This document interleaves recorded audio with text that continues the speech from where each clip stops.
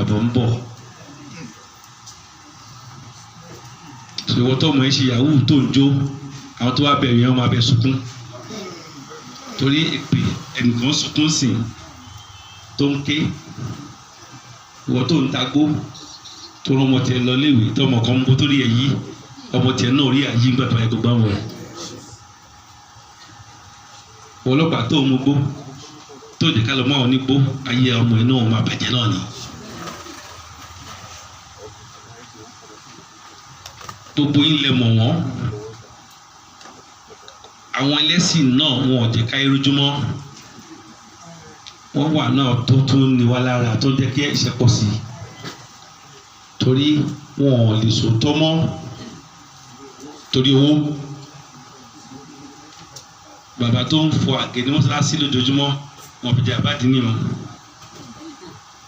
Bàbá tó mọ ìlú jìbìtì tó kówó dé láàrin ọjọ́ mẹ́ta tó ra mọ́tò tó ń tàdúrà fún wọn kọ̀wé sí ọjà àbádìní ìyàsú náà wọn ká irújú. Onígbàgbọ́ àlùfáà ṣọ́ọ̀ṣì ẹnìkan ń gbá ṣọ́ọ̀ṣì ọ̀nù ṣíà wọn ò fi jẹ̀yà àjọ wọn ò rí rí.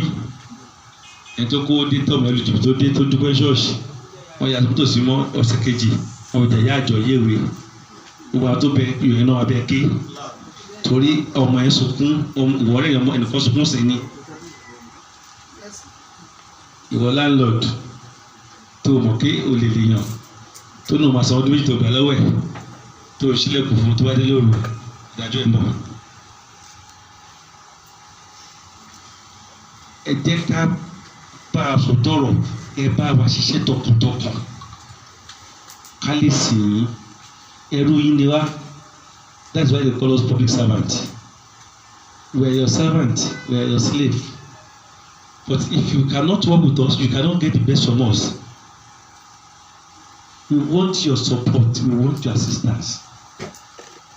Ìwọ oníṣègùn tó lọ́wọ́ mẹ́sàn-án lé tó lè ta pátá ọmọ tiẹ̀ tó mú pátá ọmọ kan wá fún ẹ tó ṣògùn fún ọ ọmọ kan dẹ̀dẹ̀ ní sí ọmọ tiẹ̀ ń jó àsopọ̀ ọmọ náà. You can't dodge God's judgment. It's coming. If you support your community, God will support you. Yes. If you don't do it, God will not assist you. It's 1-to-1.